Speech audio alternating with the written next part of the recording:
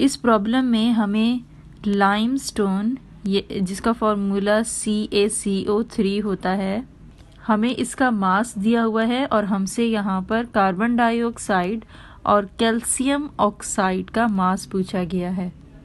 क्योंकि यहाँ पर हमें मास दिया गया है कैल्शियम कार्बोनेट का और हमसे कार्बन डाइऑक्साइड और कैल्शियम ऑक्साइड का मास पूछा गया है, तो इसलिए हम इस प्रॉब्लम में मास टू मास रिलेशनशिप यूज़ करेंगे। सबसे पहले हम इक्वेशन लिखेंगे। तो हमारे पास कैल्शियम कार्बोनेट था जो कि डिकम्पोज होके कैल्शियम ऑक्साइड और कार्बन डाइऑक्साइड बनाएगा। अब हम देखेंगे कि क्या हमने इस इक्वेशन को बैलेंस किया हुआ है। तो इस इक्वेशन में कैल्शियम भी बैलेंस है और कार्बन भी बैलेंस है और ऑक्सीजन भी बैलेंस है। ये रिएक्शन हमें दो तरह की इंफॉर्मेशन दे रहा है, एक इन टर्म्स ऑफ मोल और दूसरा इन टर्म्स ऑफ मास। अगर हम मोल देखें तो हमें मालूम है कि केमिकल इक्वेशन में किसी भी कंपाउंड या एलिमेंट से पहले जो नंबर लिखा हुआ होता है वो उसके मोल को रिप्रेजेंट करता है। यहाँ पर कैल्शियम कार्बोनेट से पहले कुछ भी नहीं लिखा हुआ, तो मतलब कि यहाँ पर हमारे पास 1 मोल होगा कैल्शियम कार्बोनेट का। अगर हम कैल्शियम ऑक्साइड देखें तो यहाँ पर भी कैल्शियम ऑक्साइड से पहले कुछ नहीं लिखा हुआ, तो यहाँ पर भी हमारे पास 1 मोल होगा कैल्शियम ऑक्साइड का। अगर हम कार्बन डाइऑक्साइड को देखें तो कार्बन डाइऑक्साइड से पहले भी कुछ नहीं लिखा हुआ, यानी इसका कोफिशिएंट 1 है, तो कार्बन डाइऑक्साइड के लिए भी हम 1 मोल लिखेंगे। अब हम आते हैं मास की तरफ। तो मास हमारे पास 100 ग्राम होगा कैल्शियम कार्बोनेट का, और ये हमारे पास किस तरह से आया, इसके लिए हम कैल्शियम कार्बोनेट में मौजूद सारे एटम्स के एटॉमिक मासेस को आपस में ऐड करेंगे। कैल्शियम का एटॉमिक मास होता है 40, कार्बन का 12 और ऑक्सीजन का 16। क्योंकि यहाँ पर 3 ऑक्सीजन के एटम्स हैं तो हम 16 टाइम 3 करेंगे। जब हम इन सारे एटम्स के एटॉमिक मासेस को आपस में ऐड करेंगे तो हमारे पास 100 ग्राम्स आएंगे। तो 1 मोल ऑफ कैल्शियम कार्बोनेट या लाइमस्टोन में हमारे पास 100 ग्राम्स होंगे। इसी तरह से 1 मोल ऑफ कैल्शियम ऑक्साइड में हमारे पास 56 ग्राम्स होंगे और 1 मोल ऑफ कार्बन डाइऑक्साइड में हमारे पास 44 ग्राम्स होंगे। तो ये इक्वेशन हमें ये शो कर रही है कि अगर हमारे पास 100 ग्राम कैल्शियम कार्बोनेट के होते तो 56 ग्राम हमारे पास कैल्शियम ऑक्साइड के प्रोड्यूस होते और 44 ग्राम्स हमारे पास कार्बन डाइऑक्साइड के प्रोड्यूस होते।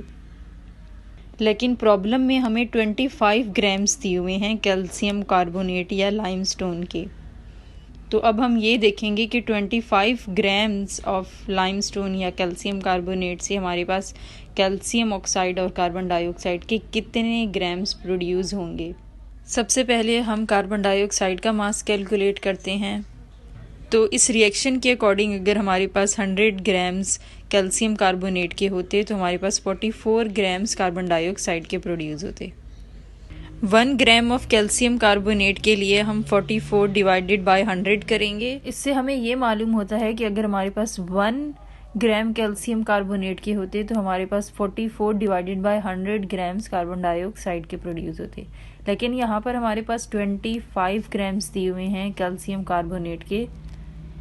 25 ग्राम ऑफ कैल्शियम कार्बोनेट के लिए हम 44 को 100 से डिवाइड करेंगे और फिर हम इसे 25 से मल्टीप्लाई कर देंगे। तो इस तरह से हमारे पास 11 ग्राम्स आ जाएंगे कार्बन डाइऑक्साइड के।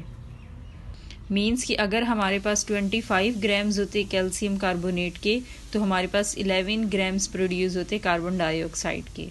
अब हम कैल्शियम ऑक्साइड का मास फाइंड आउट करेंगे।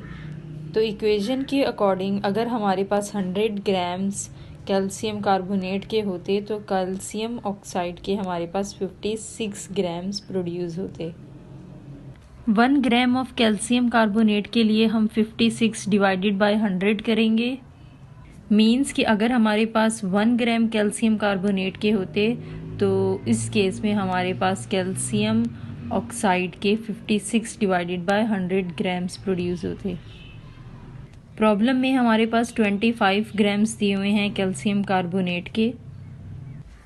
25 ग्राम ऑफ कैल्शियम कार्बोनेट के लिए हम 56 डिवाइडेड बाय 100 को 25 से मल्टीप्लाई करेंगे तो इस तरह से हमारे पास 14 ग्राम्स प्रोड्यूस होंगे कैल्शियम ऑक्साइड के। अगर हम law of conservation of mass को अप्लाई करें यहाँ पर, तो हमारे पास उसके अकॉर्डिंग जितना मास स्टार्टिंग में था, यानी हमारे पास स्टार्टिंग में 25 मास गिवन था कैल्शियम कार्बोनेट का, एंड में भी हमारे पास उतना ही मास प्रोड्यूस हुआ है। यानी अगर हम कार्बन डाइऑक्साइड का मास जो हमारे पास 11 था उसे हम 14 से ऐड करें, जो कि हमारे पास कैल्शियम ऑक्साइड का आया था, तो इस तरह से हमारे पास प्रोडक्ट साइड पे भी 25 मास प्रोड्यूस हुआ है। तो ये था आज का हमारा टॉपिक। उम्मीद है कि आप लोगों को समझ में आया होगा, एंड थैंक्स फॉर वॉचिंग।